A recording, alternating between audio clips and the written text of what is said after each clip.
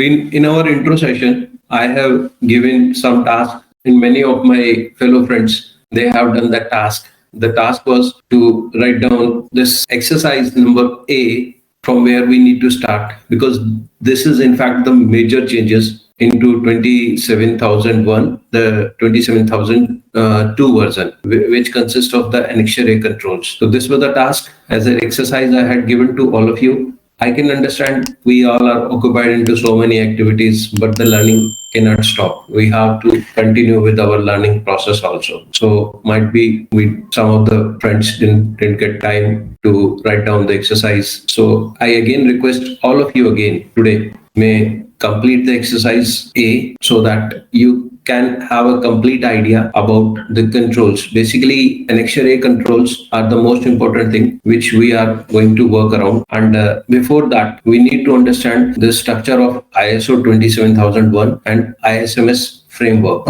So in our intro session also, I have explained that these are the tasks that we are going to do running from exercise 0 to exercise 27. So exercise 0, 1, 2, 3. So all these we are going to do up to exercise number 8 today only. So, but how we would be doing that part is more important to know. We would be understanding all those things because in this webinar, I would be explaining all the concepts, and then side by side, I would be giving you the task. So maybe at this moment, while attending to this webinar, it won't be possible for you to complete the exercise right now. But today only you have to complete all those exercises, because tomorrow also we have the session. And if we miss today's exercise, then we won't be able to cover the gaps and all those things.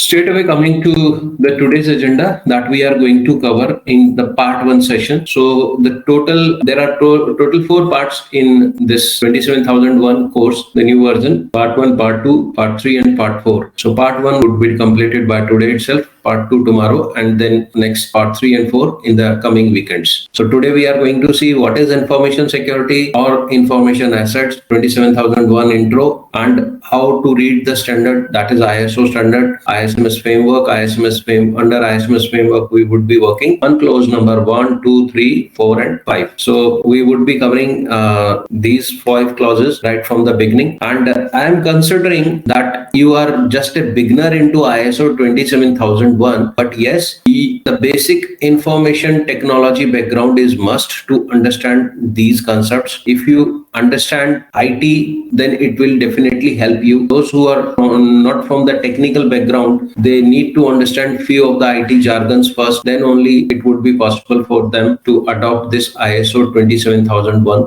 standard. Or you already know another ISO standards like ISO 9001 or other ISO standards, then also you can slowly adopt to the ISO 27001 and all those things. But again said, IT knowledge is the base that is required to cope up.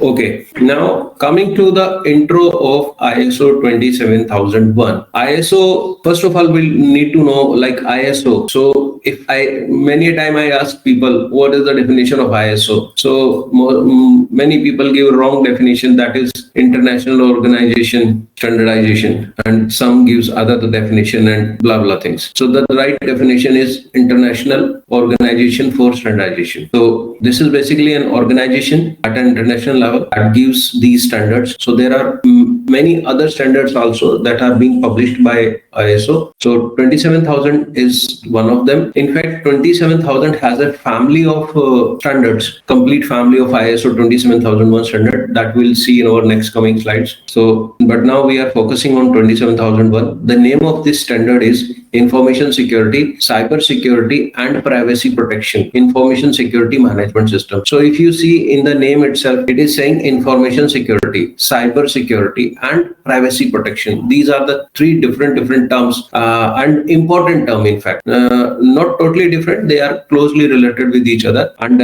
how we can do the ISMS or Information Security Management System. So from 27001, the requirement are coming. So ISO is is a leading international standard, and that published this ISO standards, and in partnership with International Electrotechnical Commission (IEC). Both are leading international organizations that develop international standards. And ISO 27001 is a part of set of standards developed to handle information security 27000 series. So I hope with this intro, it is quite clear to you that ISO and IEC, both the organization in partnership, they are basically giving these kind of standards which have relevant purposes and all that. So under this ISO 27001 2022, these are the total. I have taken this from the index page. These are the total activities that need to be done. So starting from first, that is the introduction, what all the standard is and what all the activities that are we are going to do. That is covered under the introduction part. Then the scope of ISMS is covered under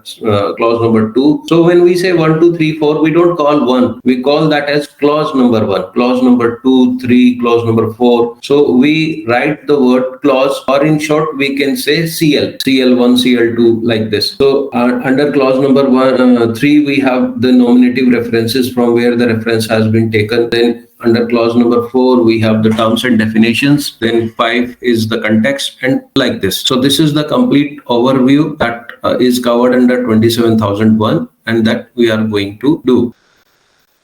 Now, coming to the ISO framework and the purpose of ISO 27001, this is the standard, the first page of the standard. I have taken a snap of the first page. The ISO framework is a combination of policies and process for organization. So the highlighted word policies and process for organization. To use ISO 27001, sometimes we call it 27K also, 27K1 in shortcut. ISO 27001 provide a framework to help organization of any size or any industry to protect their information in a systematic and cost-effective way. So from this definition, it is very much clear that under ISO framework, what we are going to do, we are going to have some policies, we are going to have some processes for the organization under which we are working. It may be that you are working as a consultant, or you are working for the organization, and for that organization you are implementing ISO 27001, or you are acting like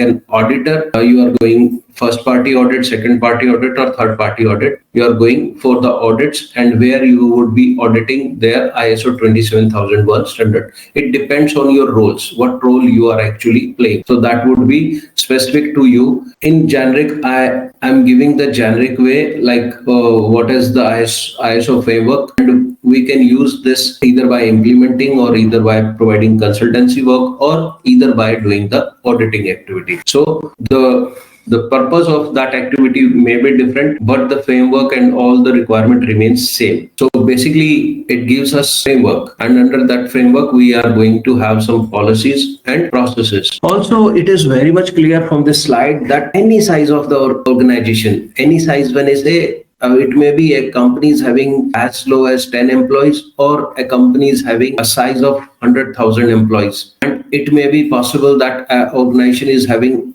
presence at multiple locations. When I say organization means all the departments or the processes that are covered under organization. Like IT is one of the department, then there is a sales department, finance department, marketing, customer relationship, and there are so many other departments that are there into the organization. So ISO 27001 can be adopted by all those departments, or it is basically the decision of that organization that in which of the department they want to adopt this ISMS information security management system. So with this slide, the requirement should be clear to all of you.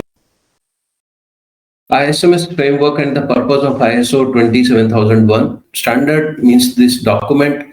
This will give us the requirement. What requirement it will give? It will give us the requirement to establish, implement, maintain, and continually improve. These are the 4 words. In fact, the 4 activities, to-dos, actionable items that are clear that this documents or this standard gives. It gives us the requirement, how we will establish, how we will implement, how we would be maintaining. Maintaining means once I have done the implementation. And then because it is a continuous job, it is a continuous activity, we can't build the whole information security system in one day. So it would be a continuous and ongoing activity. So this document gives us all those requirements, irrespective of the stage at which you are standing as on date. Maybe you are at a stage of establishment where you would be establishing ISMS from the scratch, or you would be implementing, or you are at a stage where you have already implemented ISMS. Now the job is to maintain that ISMS into that organization.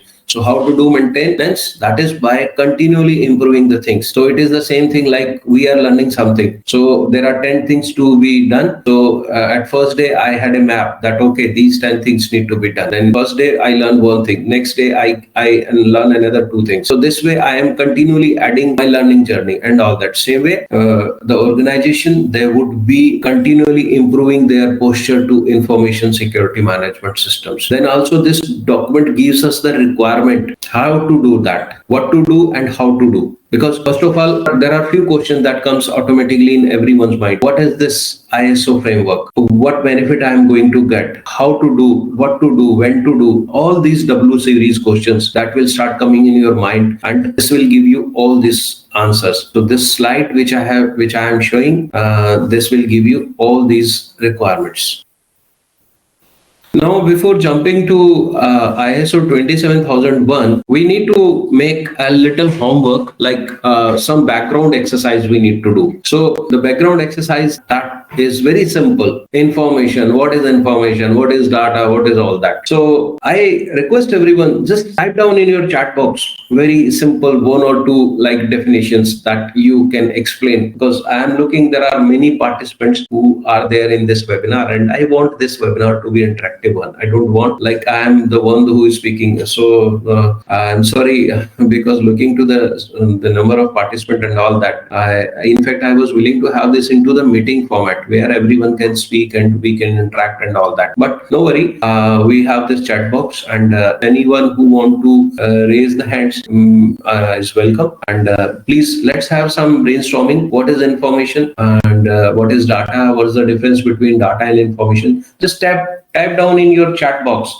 some quick answers so that we all can learn with each other. I'm waiting for your answers quick. And meanwhile, I'm seeing some of my participants has raised the hands, so I would be taking them also. 1 minute. So everything is audible. I'm waiting for your answers. Okay, no answer received so far. What happened? Give me some one line definition. What is information? What is data? Anything which you know, just type down anything. I mean, I can't find the chat window. Like I only see the Q&A.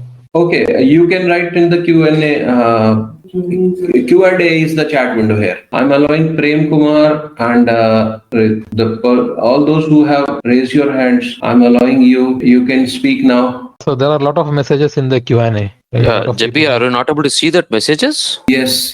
Okay. Yeah, there are a lot of messages. Yes. Maybe if somebody has an answer, they can come up on the call or they can interact, just to make it as an interactive session. Yes. The purpose is okay. Yeah. Now I'm able to see.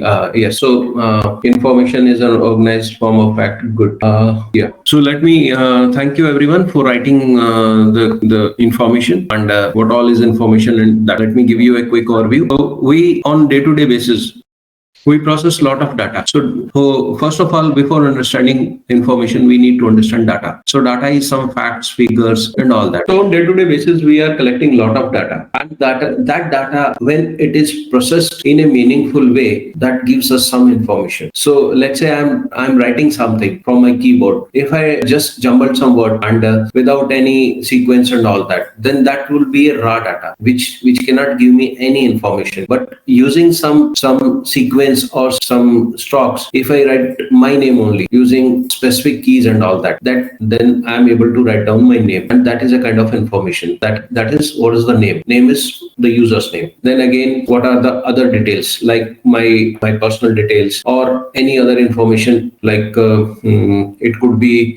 your name, address, your contact details, then your further contact information, then the things to do, what need to be done. So all these things, that is information. And information has some characteristics. The first one is information should be fresh. If I'm using an old information, with the old information, I cannot make any decisions. So information should be fresh. Then information should be protected. Protected means so that someone may not misuse, someone may not add something or delete that information and all that. So on a day-to-day basis, we are processing a lot of information, and that information is stored in our devices. It may be our phone, it may be our mobile devices, or it may be desktop, laptop, anywhere. So we are processing a lot of information through which we are doing our day-to-day work. So when I talk about organization, into an organization also, a lot of information is being processed. So it depends you are into which department. Maybe you are into the sales department. So there are a lot of customer leads that are coming, a lot of customer requirements is coming to you. What is the requirement and all that. Based on that customer requirement, you are sending some quotations, you are sending some proposals and all that. And after then the next activity takes place. They are interested in your activity. Then they call you for further interaction, and then you are having some next level of information which you are passing, and then you are able to generate that sale call and all those things. So it is all the information. So if we are using the old information, then it won't help us to perform our work. And if we are performing our work with the old information, then definitely we won't be able to give the desired result. So that's why information need to be refreshed every time. Then information should be stored in such a way that whenever we need the information, we are able to archive that information. So for example, I am working and I got a call, and that fellow had given me his contact number, and I randomly note down that number anywhere on a piece of paper, and after that I forget that where I written that contact number. So whenever I need that contact number again, there's a high possibility that I will not get that contact detail, because I have randomly stored it. But if I am organizing my information in a well organized way, then there is a high possibility that I will get the required information on time. And if I get the required information on time, I would be in a position to perform the activity well. So this is all information, data versus information and all that. There are a lot many things you would be knowing already, so I'm not explaining this thing in detail. Coming to the next thing. Then the next question that is very important for us, that where all this information resides and how we are storing this information. So there are various categories. You would be having information in your electronic medias, like which I have shown you in the pics. There are information that is being stored on printed format. You're having some books, reports, or catalogs and all that. And finally, information is there in our human minds also.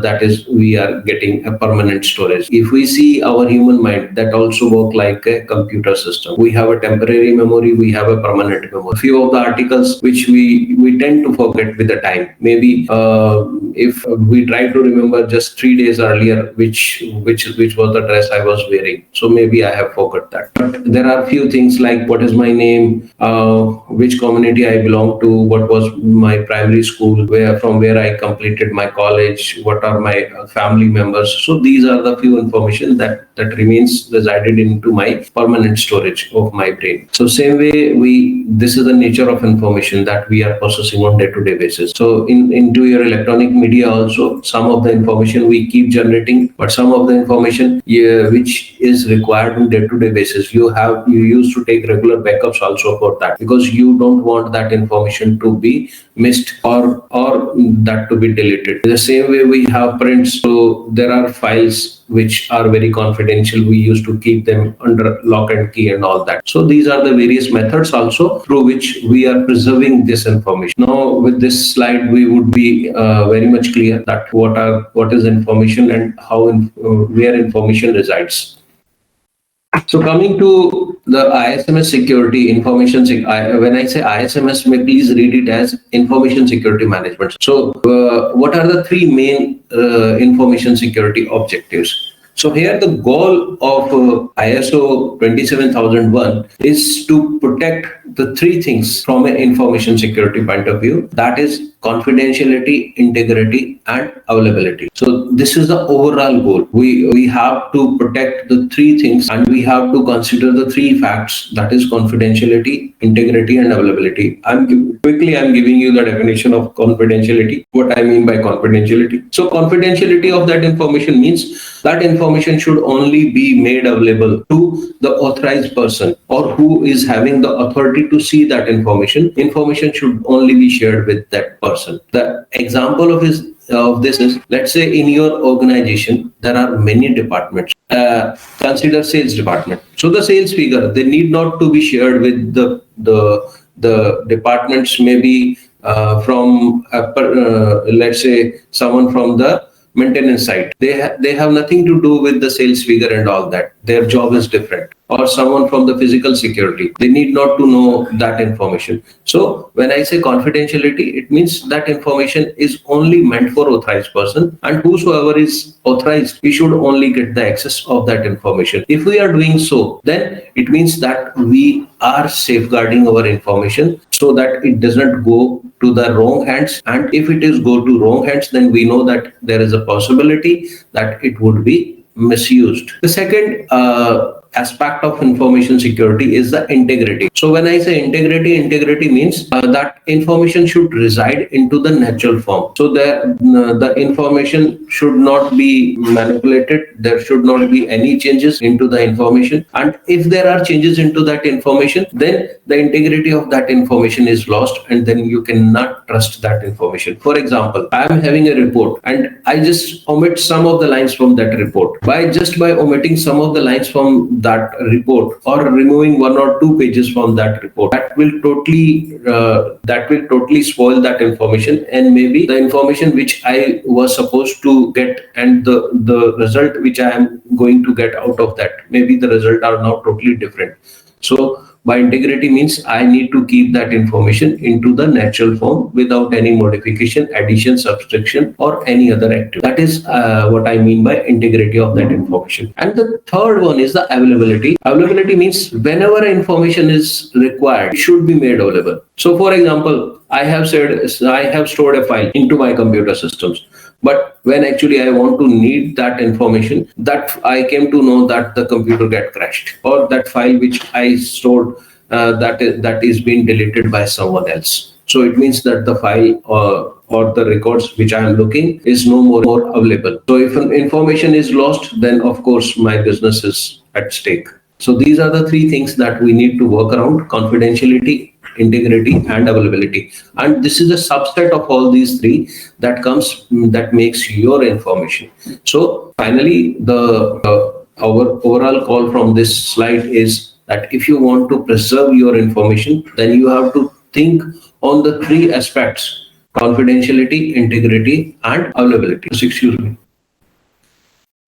Now, coming to the benefits of ISO 27001. So if now with these slides, I'm very much clear that what is ISO 27001, what I'm going to do with this, what is information security, and all that. Now, the next thing that comes in your mind, if we are starting from the beginning, that what is the benefit that I'm going to get if I adopt this ISO 27001 standard? Maybe the management would be keen to know this question, because they are the one who are going to spend a lot of money on this. So definitely this question will come from their side, at what all benefit we are going to get if we have this ISO 27001. So there are any number of benefits. Like the first benefit is that if your organization is 27001 certified, it means that gives a trust to your customer that you are having secure practices. You are having secure practices in-house, and what all the information is stored is shared by the customer with you. Their information is under secure hands. An example I'll quote for this. Many times we see that we get news that Twitter get hacked, or personal data from Twitter, Facebook being stolen by hackers. So we are scared that my personal information was also there, and if that information gets stolen, that I may also get at some risk. So we are worried about information that we have shared with these social media sites and all those things. So now if I'm having some secure practices which gives me the direction that how I can safeguard this information, and if I am adopting those guidelines, that means that I'm making a culture in my organization, and that culture would be giving the trust that the controls are working properly. And how it is not a one day job that you implement a control and then that control will start working. Because if you see in the first slide, it gives you implementation, it gives you continuous assessment, it gives you it also checks you whether you are working perfectly or fine or not. That is by the way of audits. So under 27001, with the various activities, it will be giving you all those activities. So it takes care of your controls related to IT risk. Then it reduces the chance of security breaches. So if you are having good security practices, then the probability of being breached would be on a lesser side. Then it safeguards your confidentiality, it safeguards your information, it ensures availability of information on time. Then the competitive edge means if you are not certified and your competitor is certified, then definitely he will get more business rather than your organization. So, and if you are certified, then you can show cause to your customer that we are ISO 27001 certified and we are having these secure practices, which will give a better connect and a better confidence to all those things. Then you have a structured approach where you would be addressing to compliance requirement, fulfilling international standards requirement, and it will help you take systematic decisions. And definitely when everything will work systematic, then it will lower down your cost also, because the cost of wear and tear and losses and the risk would be on a lower side. So definitely your organization cost, operational cost, will also come on a lower side. So these are some of the benefits that have been shown to you. There are other so many benefits which you will yourself explore when you would be working on ISO 27001. So now if we are going to implement, I'm considering that you are going to implement ISO 27001 from the scratch. Remember, till yet I am only speaking about 27001. I have not spoken a single word about 27002, because 27002 is not required this time. At this moment, we are working on 27001, where we would be implementing 27002. Basically contains the controls, annexure A controls, which would be required to put controls. And what are those controls, that we'll see later on. First of all, let's see the roadmap of implementation. If I'm going to do ISMS implementation from a scratch into an organization, so what all we need to do? The first thing that we would be looking, we need to prepare the context and the scope statement, then leadership, planning, support, operation, performance monitoring, and then improvement into ISMS, and then certification. So your job as a consultant or as an implementer of ISMS would be up to 1 to 7, where you would be starting from 1 to 7. Then once you are done with the documentation part and all that, then you would be doing an internal audit and all that. And then when you say that you are ready, then finally you will call a certification body who will come for the final certification. They will perform a stage 1 audit and stage 2 audit. If both the audits are okay, then finally they will grant you this ISO 27001 certification. So this is the roadmap, that how we used to go for this complete ISO 27001 implementation. So starting from your assessment, then you do the scope, you define the scope, then you perform risk assessment, then you make a ISMS framework, then there are trainings in regard to ISO 27001. Then there are a lot of documentation that you need to do, which contains your policies, procedures, and all that. Then finally, once your documentation is done, then you would be pushing all those documents into your organization culture. That is implementation. Every step is very important. You cannot skip a single step.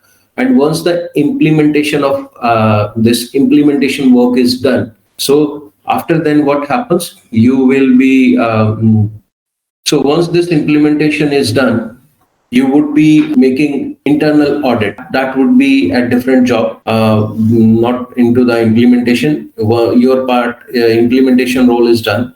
Then you would be making an internal auditors team into an organization. You would be selecting cross-functional teams, and you would be making an internal team of your internal auditors, though, and they would be auditing your this complete implementation in your organization. This would be the internal activity. And once the internal audit reports are being shared with the management, there would be a management review meetings and all that, and everything is okay, and you got the confidence that yes, you are okay. Then finally you would be calling the certification body, and the certification body, once invited, they will start with the stage 1 audit. Under stage 1 audit, what they would be doing, they would be assessing this documentation part. This one, they would be assessing the documentation part, and if they found the documentation to be correct, if they found this documentation to be correct, they will say yes for the stage 1 audit. So stage 1 audit, if there are some deviation which the certification body says that these are the missing points, then they will let you know, and within a given time frame you have to fill the gaps into the documentation part.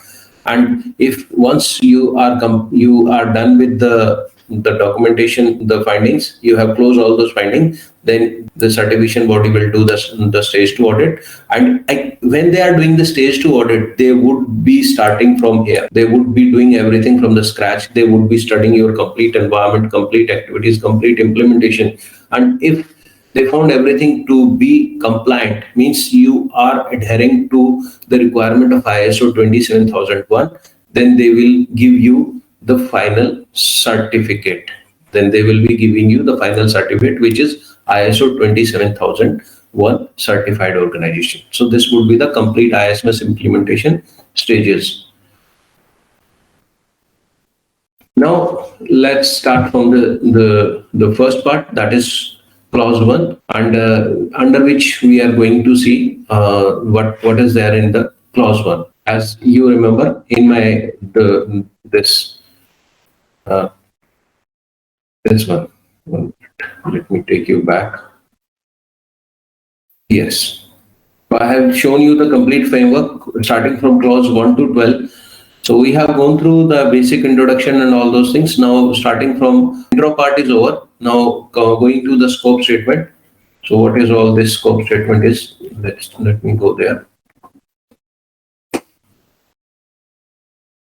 Yes. So scope statement.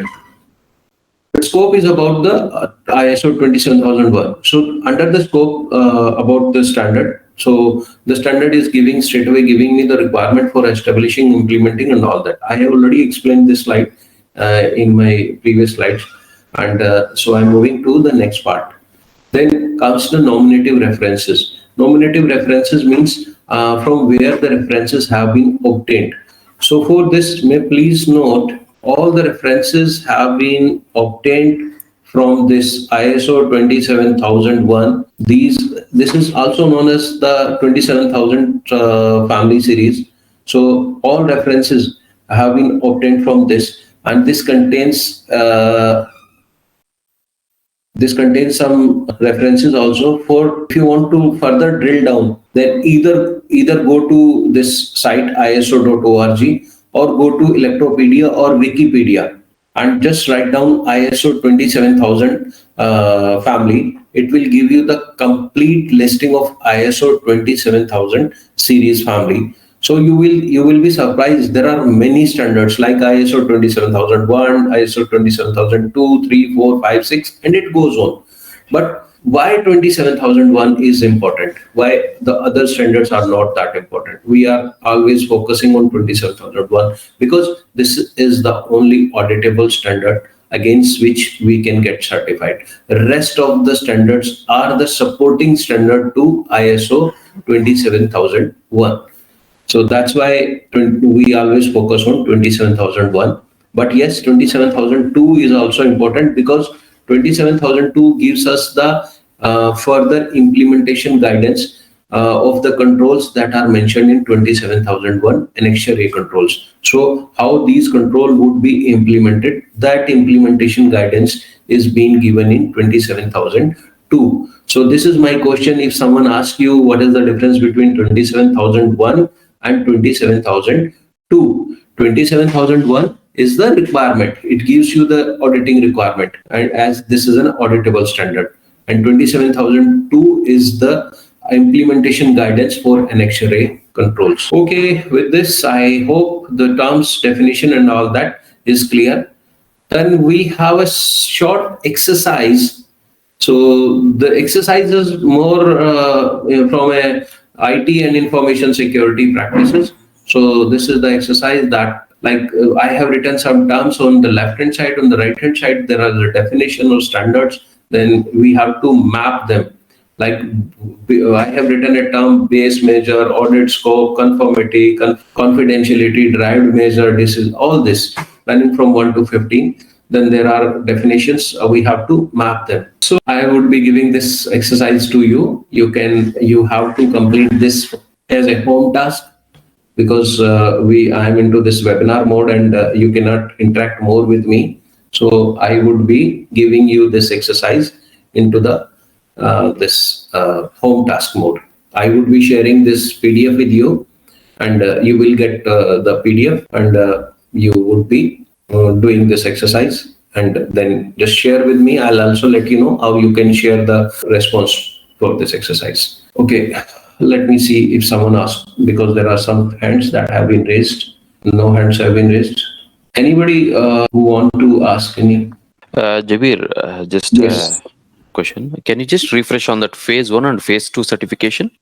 Difference between that. Okay, sure. Thank you. This one? Okay. So stage 1 and stage 2. I have shown you the implementation stages. So considering that you are starting from the scratch, and you are going to implement ISO 27001, then these are the various activities that need to be done. And your job would be at an implementer level. Your job would be to do the various activities. And your major job would be to the documentation part.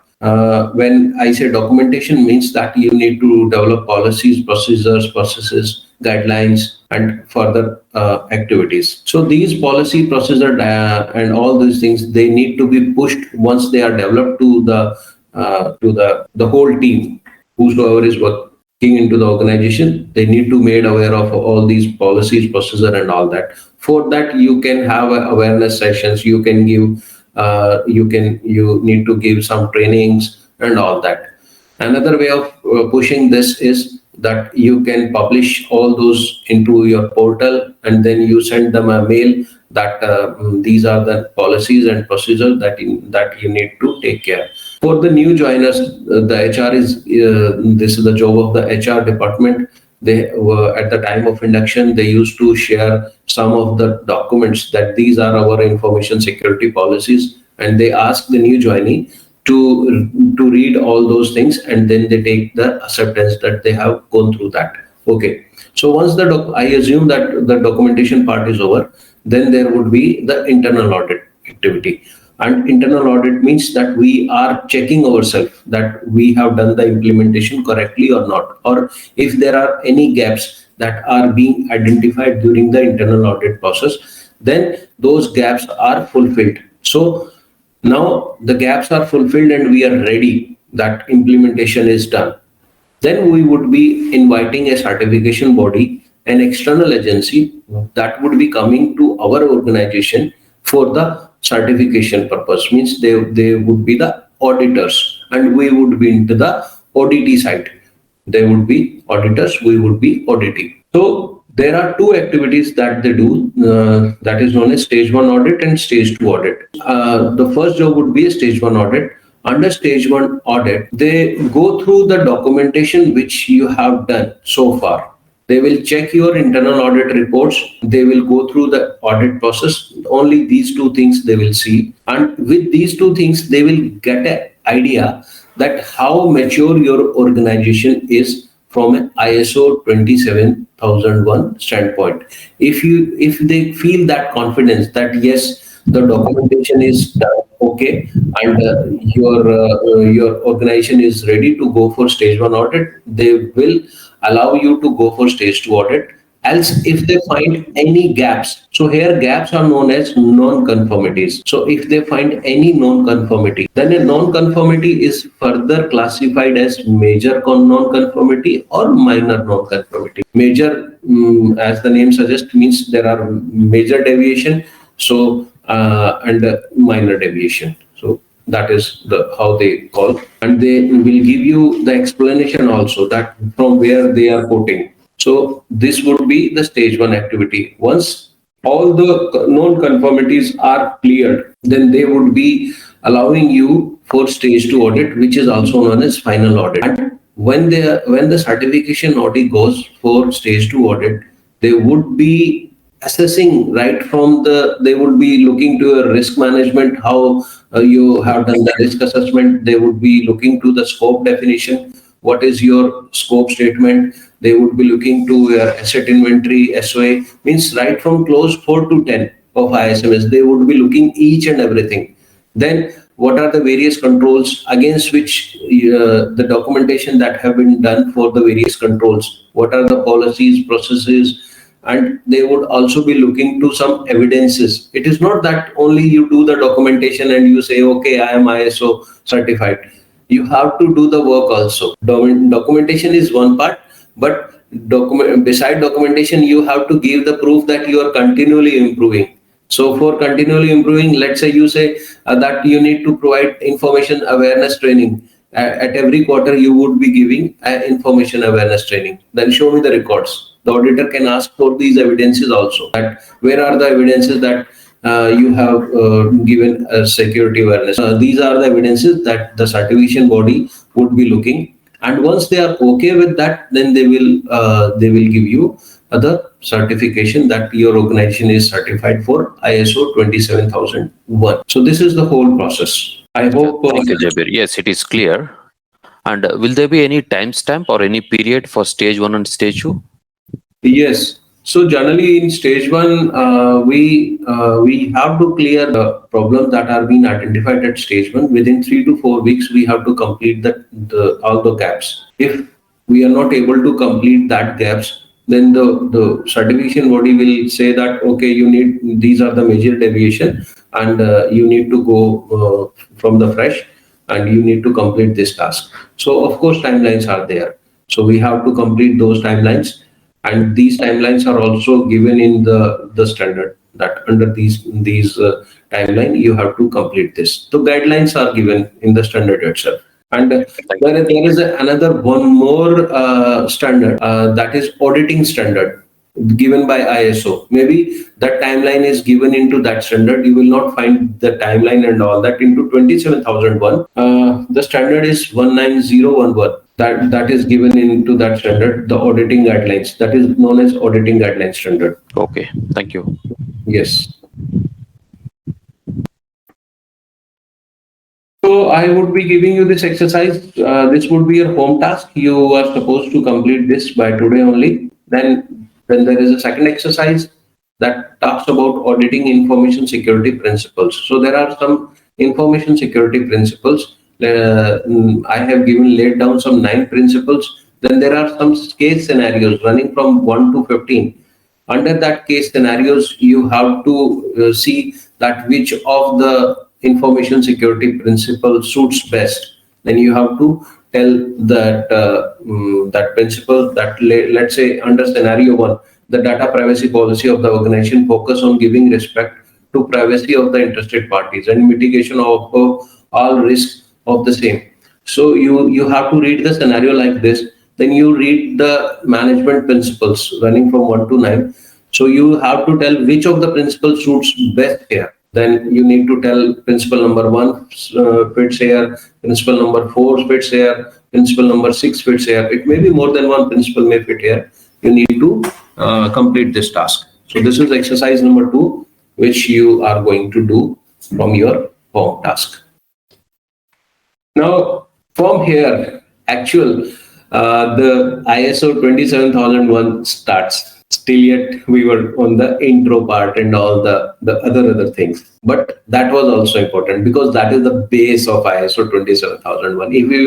If you do not understand the base, then you won't be able to do the next work. So clause number 4, context of the organization. This is the part, and under context there are some sub clauses, sub clauses 4.1, 4.2, 4.3 and 4.4. So what are they? They have been listed here, and we would be addressing one by one to all of them. So the 4.1, that is understanding the organization and its context, then understanding the needs and expectation of interested parties, then determining the scope, and finally ISMS, information security management system. So this is all covered into the clause number 4. If you want to understand the whole ISMS, you need to understand clause number 4 very well. Otherwise, you won't be like make the right shape and picture. So to understand 4.1, first of all, we have to go 4.2, and we need to understand 4.2, that which is understanding the needs and expectation of interested party. So here the catchy word is interested party. So we have to figure down this word interested party. What is interested party? Who is an interested party? So first of all, we need to know the definition of interested party. What is the reference of I interested party from ISO 27001, and how we identify that who is interested party. So when I say interested party, anyone who has some gain, from the organization is an interested party to that organization. So now start thinking in that term, that who is having gain from that organization. Of course, you are one of the employees, so you are also getting salary. So your interest is that you are being paid on time. Then there are suppliers, there are vendors, there are the owners who are running that organization. There are founding members. So there are different interested parties. So our first work is that we need to make a list of that interested party. If we are able to identify the list of interested party, then that will make my work more easy. So the first job is to know the interested party, that who are the interested parties. Then the second, once I am done with the interested party, then the second activity would be I have to identify their needs and expectation. So my first job is I need to figure out the list of interested parties. Then second would be I need to figure out their needs and their expectation from ISO 20. When I say expectation means from ISO 27001. What they expect from 27000. Okay, all the interested parties, what they want from ISO 27001. So this is we need to think practically. This is practical work. This is not a theory or something. You have to, if you have to really adopt ISO 27001. One is just adopting on paper. Then no need to give so much time and all that. Simply, you will find on Google, you will find a lot of documents and policies. Just copy paste from that, and your work is done. But you won't be able to understand the background. If you really want to understand the background, how things are moving and what exactly the requirement is, then first of all, you need to figure out the interested party. Then you have to understand, you have to find out their needs and expectation from ISO 27001.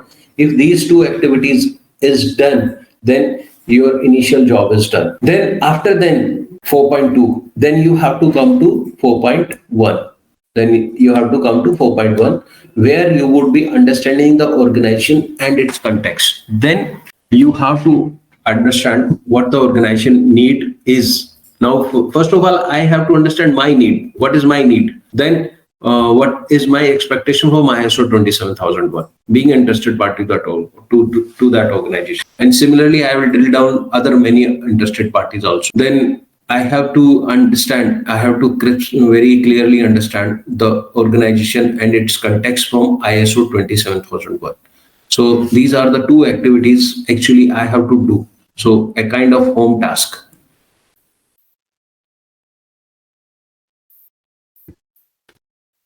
So in order to understand 4.2, I have to understand 4.1, where I would be working on interested party, their needs and expectation, and then I'll be jumping to 4.1, where I would be understanding the organization and its context from ISO 27001. This is the workflow that I'm going to do. Now, straight away coming to 4.2, because we have to understand 4.2. So, what the standard says that in clause number 4 and 4.2. So, the organization shall determine the interested parties that are relevant for information security management. May please keep in mind there could be any interested party, but specifically we have to think from ISMS point of view. We have to specifically think from ISO point of view, none other than that. That what are the interested parties that are relevant to ISMS. Then their requirements of these interested parties from ISO point of view. Then which of these requirements would be addressed through the ISMS. These are the three things that you need to understand from an interested party point of view. Then I have also figured down some of the interested parties. Interested party is an employee, it is a client, it is the media, it is the shareholders or the business owners who are running that business, it is the government and the regulator agencies. Why government and regulator agencies? Because they are also getting benefit from that organization in the form of taxes. Then the emergency services like police, firefighters, etc. They also want to know about your organization so that they can keep update, because to whom they are giving these emergency services? They are giving emergency services to organization like we. So they need to get an update of all those things. And like we need to get NOCs from the various departments like fire, for building NOCs and all that. That's why they need to get all these updated information. Then of course, employees' families are one of the interested parties, because directly or indirectly they are also being benefited out of from that organization. Then the suppliers and their partners. One is the supplier, and the further supplier is the partner to that supplier. So these are the sum of the listed parties. In your case, the list could be on a higher side also. So don't worry, I'll give you this opportunity. So first of all, you have to list down the interested party. Your job is you have to list down the interested parties. Then once you list down the interested parties, then you have to list down the issues, their issues, what are their issues from an ISO 27001 standpoint. And then you have to further categorize their issue, whether the issue is an internal issue or an external issue. So there could be any issues but specifically when you are identifying all those issues, you have to identify from an ISMS point of view. So this is the exercise number 3. Lot of homework to be done today. Exercise number 1, 2, and now the third exercise. Okay, for your help, I am giving a list of the interested parties. I have given a small list. It could be like your list could be different, but I have tried to figure out all those interested parties that are being shown in the screen. But please, if you really want to learn, don't see my screen and try to find out interested parties of the organization, of your organization. If you really want to work around, then only this will help you. If required, you can take help from my slide, but you have to work in your own slide. Okay. So assuming that I'm done with 4.2, I have listed down the interested party. I now well aware of their issues and all that. Now, once this is clear, then I can straight away come to understanding the organization and its context. That is 4.1. So how I can understand the organization and its context.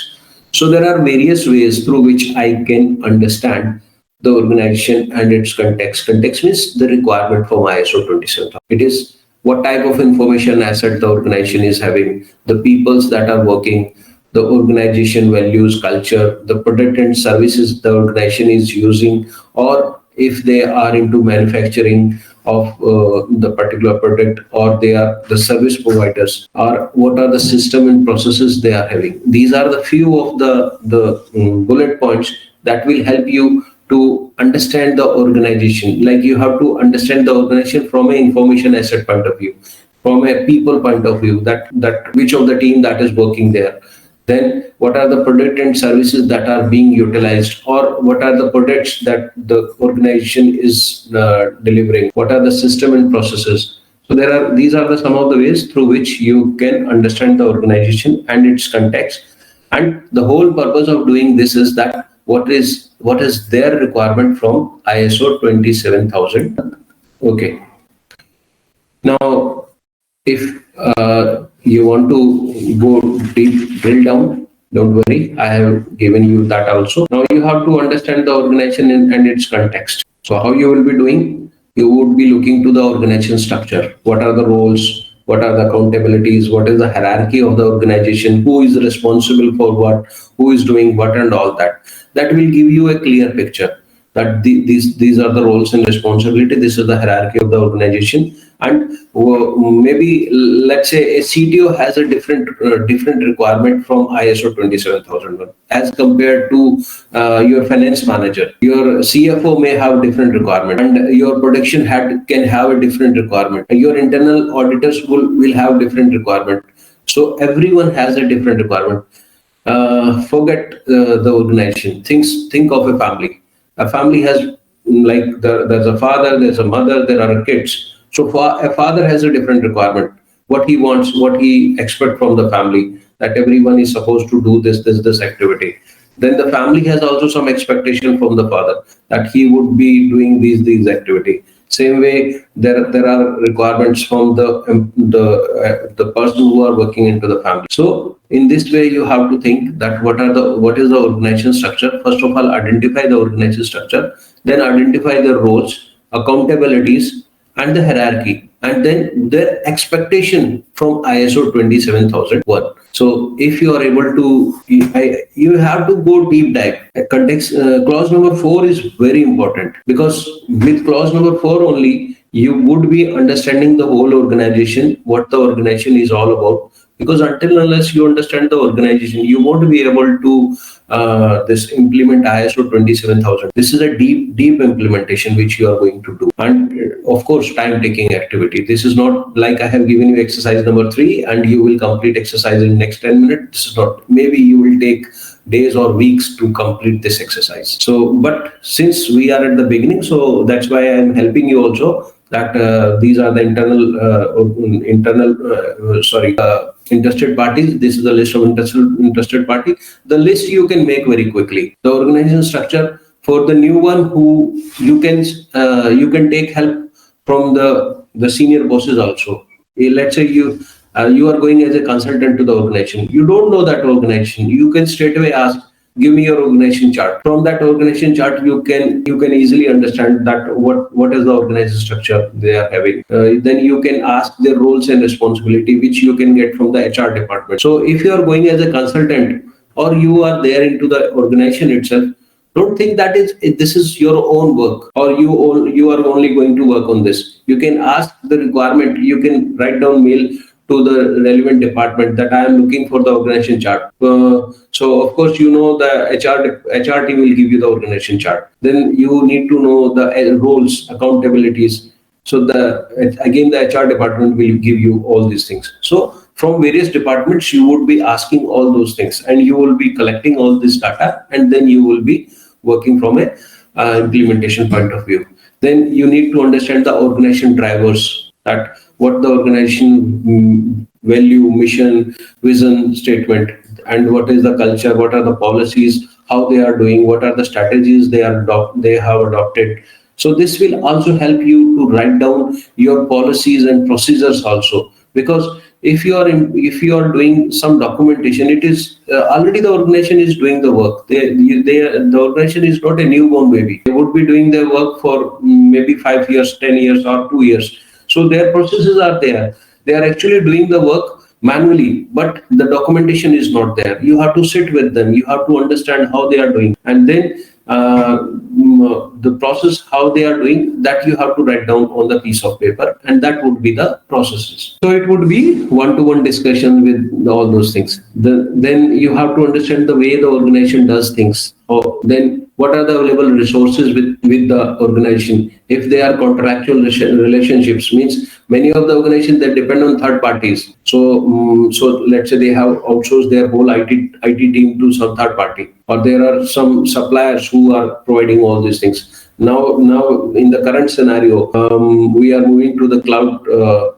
Most of the companies, they are moving to the cloud environment. So there, the IT infrastructure is also getting minimized. So everyone is now having a system, and they are directly jumping into the cloud environment. So here we are taking a lot of services from the suppliers. There are some third-party suppliers also that are delivering these services. So what are the contractual requirements? That also you need to understand when you are understanding the organization and the requirement from ISO 27001. Of course, when you are doing all these things, you would be in a position to understand the risk, that where the risk exists, what exactly the pain area. You would be in a position to understand the problem areas, the pain areas that the organization is facing.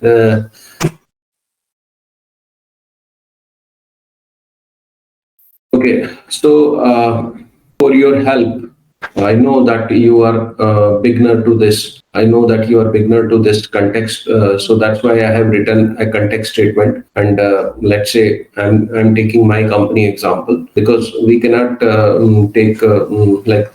have to take some case studies also. We cannot show someone else documents here. This is a public platform now. So I'm considering my company, and I have done this activity.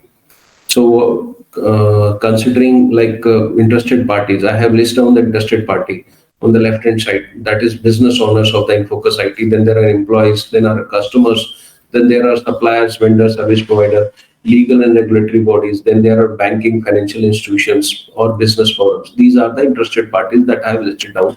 What is their expectation or need from information security point of view to my organization? That also I have listed down. So same way, this is a small example I have given you just to help you. So you also have to figure out like this, and you have to complete this exercise. This is for your help. Don't think I have done the work. So, but you have to complete this exercise of your own also. Exercise number 3 and exercise number 4. So you have to list down exercise. This is the exercise that lists down the interested parties, what is their context, what is their requirement, and all that. The sample answer I have shown you into this statement. So I would be expecting all of you to give me their exercise and all that. Okay. So it's almost 1 hour and 30 minutes we started. So we can take just 10-minute break, so that we can get some cup of tea or coffee as per our choice, and then we can resume back in next 10 minutes. Okay, JP, definitely. It's a good suggestion. Thank you. Because I'm continuously speaking for 1 and Right, I agree. You better have a sip of coffee or tea. So till now we are done with the exercise number 4, and under 4.1 and 2 we have done a thorough understanding. We have received a thorough understanding on 4.1, 4.2, and all that. Assuming we would be completing the exercise number 4 by today itself. So there are some heavy exercise that I had given you. Now coming to 4.3, and what is this 4.3? Whenever there would be an audit, the first question they would be asking you, what is the scope of your information security management system? So the scope of work that everyone want to know before they start the work. So you need to very clearly drill down the scope of your information security management system when you are writing the scope statement. And this scope statement would be coming from 4.3. And this is one of the mandatory document that you need to do when you are doing your ISMS implementation. And under 4.3, 4.1 and 4.2 is also covered. These are the mandatory documents. When you are doing your documentation for ISO 27001, some of the documents are mandatory that you need to make. And there are some documents against which some activities against which if you don't make any document, then that is also okay. But that is at the initial level when you have started the ISMS implementation. But maybe with a period of time, the auditor will ask you, because you have already done that documentation for next year, you need to do some improvement. So for that sake, you have to again go back and you have to find out that which of the documents are missing and what all improvements you can do in your information security management system. So slowly and slowly you have to make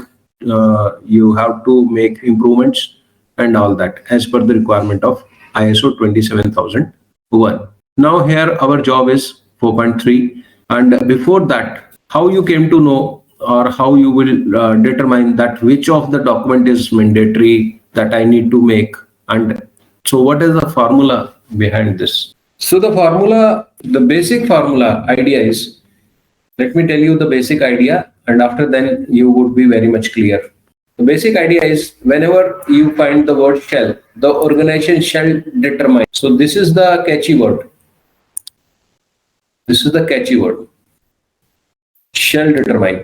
So wherever you find this writing in the standard, when you are going to the standard and you find out this word shall. So shall is itself a mandatory requirement.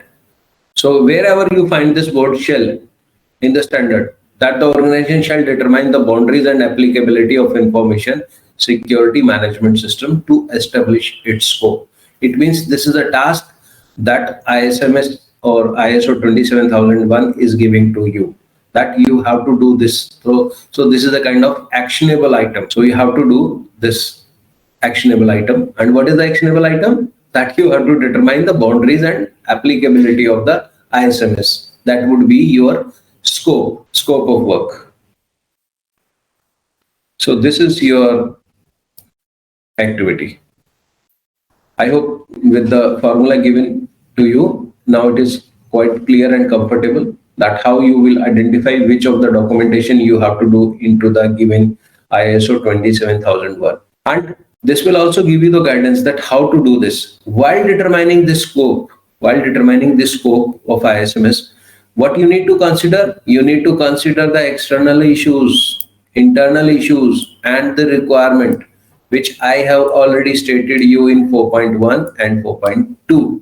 It means automatically, if you want to work on 4.3, this one, if you want to work on 4.3, then you have to work on 4.1 and 4.2.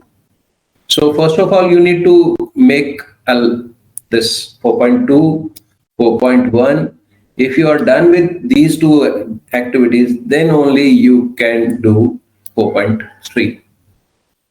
So the requirement is very much clear.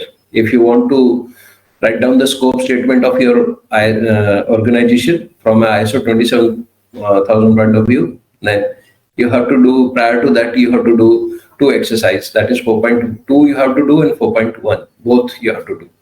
In what hierarchy you do, I'm leaving on you. Maybe you say that I'll first write down 4.1 and then I'll write 4.2. So that is your understanding.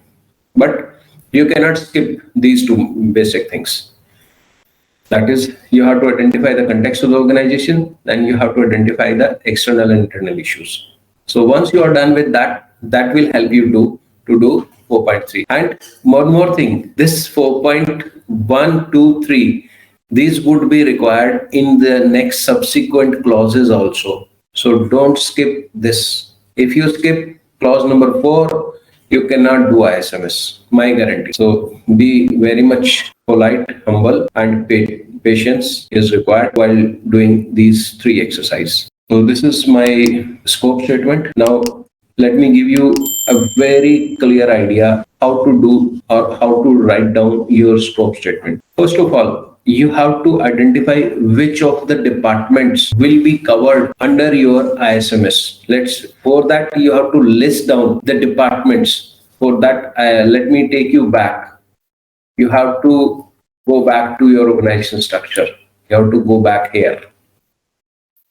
Then you have to check the their mission, vision, and all that. You have to check this. Okay, what you have to do, like what are the available resources? This also you need to check. Your contractual relationship, this also you need to check. So all these things, that's why it is mentioned here, scope of ISMS. So all these things need to be gathered. All this information need to be collected. And for this, you can seek help from the various departments. So you know that the roles and responsibility that would be available with the HR team, the organization drivers, key vision value that would be available with the organization administration team. Then there would be some information that would be available with the sales and marketing team. Then there would be some information that would be available with the logistics teams. Then there would be some information that you can find out from the information technology team, that is the IT team. The information, what information you would be looking from them, like how the IT is functioning, what are the way they are doing their day-to-day work, and all those things. That will also help you.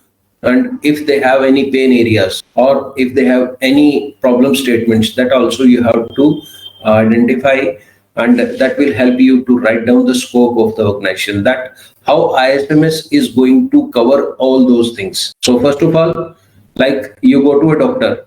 So what the doctor does, first of all, you tell your problem, that these are my pain areas. I'm having pain in my neck, or I'm having what problem, that you tell to your doctor. So once you describe your problem statement, then the doctor makes some analysis of yours and he asks for some tests, and that is the diagnosis part. So he asks for some test, and with the test he is in a position to give you that this is the problem, exact problem, and then he will give you the solution in the form of some prescription.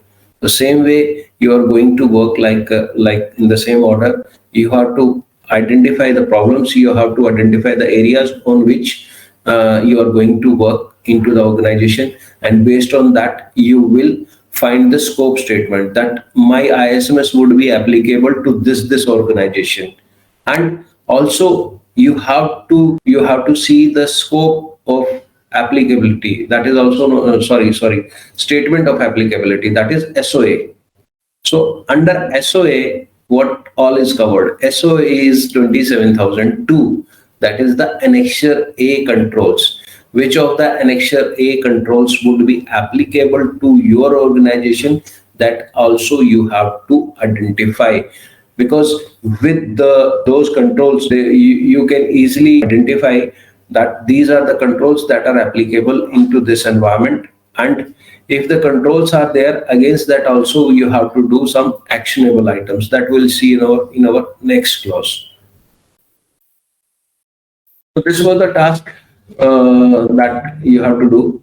You have to write down a scope statement.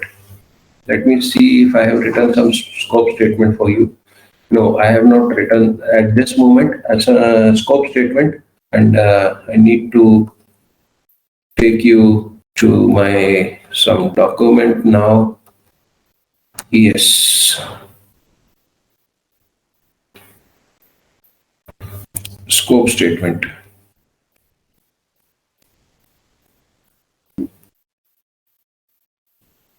Yes, Javier. Yeah. Okay.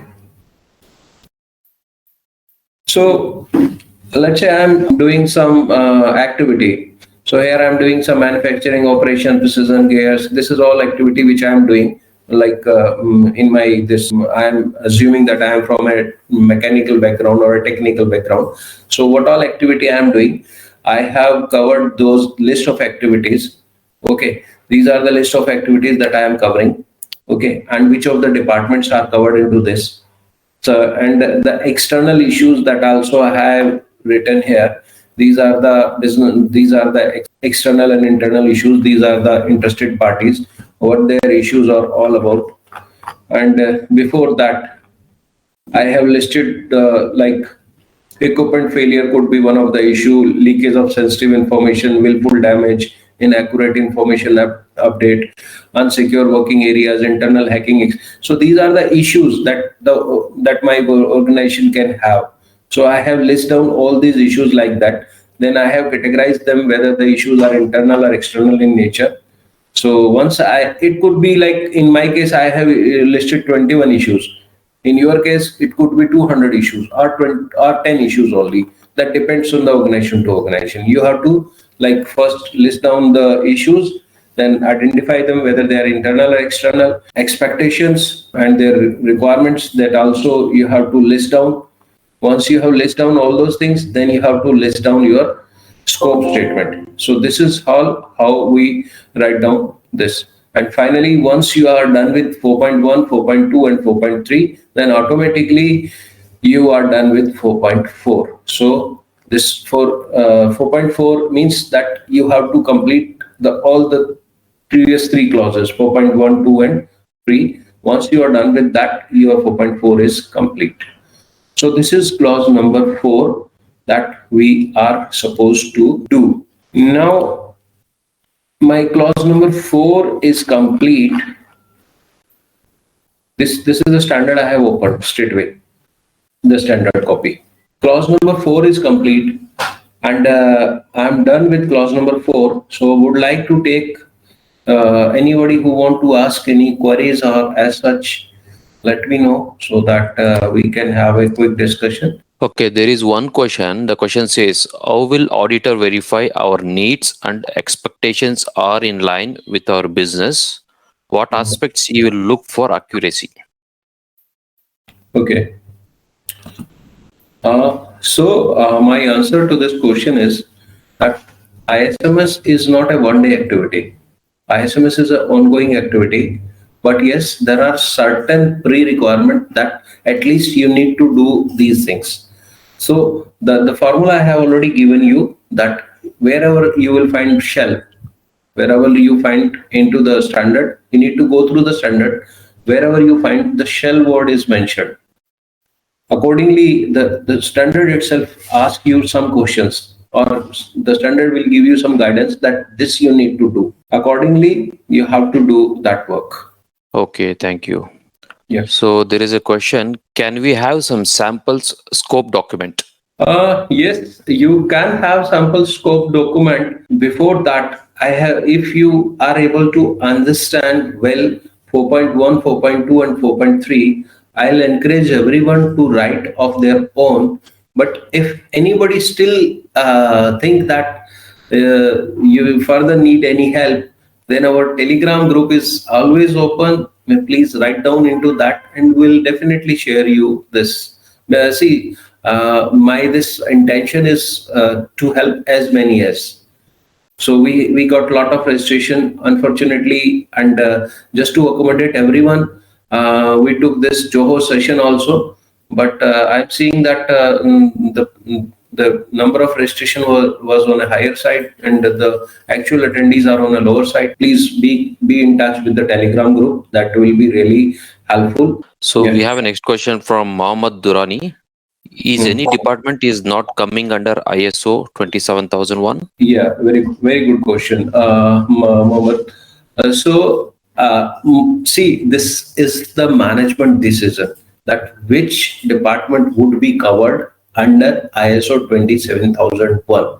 It is not the auditor's choice, because scope statement would be selected by the management itself, means the organization itself.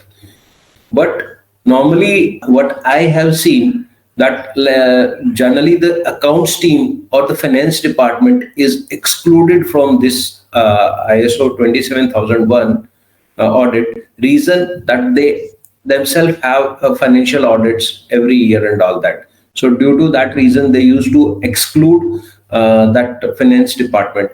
But yes, when it comes to information security, means how the finance department would be securing their information, that part is covered. But the financial audit and all the financial figures and statements, that part is normally excluded into the ISO 27001. Okay, thank you. So we have a question from Santosh Prajapati. What will be the content of ISMS manual? ISMS manual is the complete clause 4 to 10. So ISMS manual would be, I would be showing you the whole ISMS manual, how it look like. Like this is the ISMS manual running into some 40 pages. So this is the ISMS manual, complete ISMS manual. So where you would be addressing right from this of the ISMS manual. So it contains your clause number 4, clause number 5. All the clauses would be addressed under this ISMS manual, but not mandatory to have ISMS manual at the beginning. If you are a beginner, not mandatory to create ISMS manual. But yes, after some time, definitely you would be in need of ISMS manual. Okay, next question from Sagar. How will auditor verify our needs and expectations are in line with our business? What aspects he will look for? Accuracy. Okay, so the auditor will straight away look to 4.1 and 4.2, and with their knowledge, and there are some of the things are very general, that the auditor knows that this should be there into every organization. Okay, and then the auditor will also read your 4.1 statement and 4.2 statement. Out of that, and with his previous knowledge, he can easily find out that your 4.1 and 4.2 is written down correctly or not. These are the only two ways. One example of expectation of interested party and the categorization of possible. One example of expectation of interested party and the categorization of if possible. Yeah. Okay, I have given you in my 1 minute. I have given you in my PPT. I'll show you again.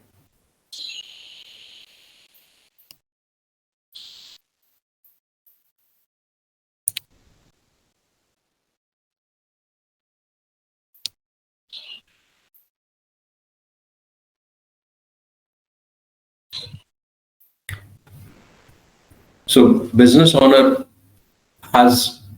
he is being the most interested party into that. So his need is to safeguard confidential, restricted, and internal information against unauthorized disclosure misuse. He want to focus on continuous strengthening of information security strategies. He want that the trade secret should be kept limited to authorized persons. The business owner want that the correct and secure operations of information processing facility should be there. The business owner want that the business facilities should get protected from natural disasters, malicious attacks, and all those. So like this, there are many that you can write down. So one of the interested party, like I have explained, business owner, and what is his need and expectation, that also explained. Practically, you have to think practically from the organization point of view. You have to sit with them.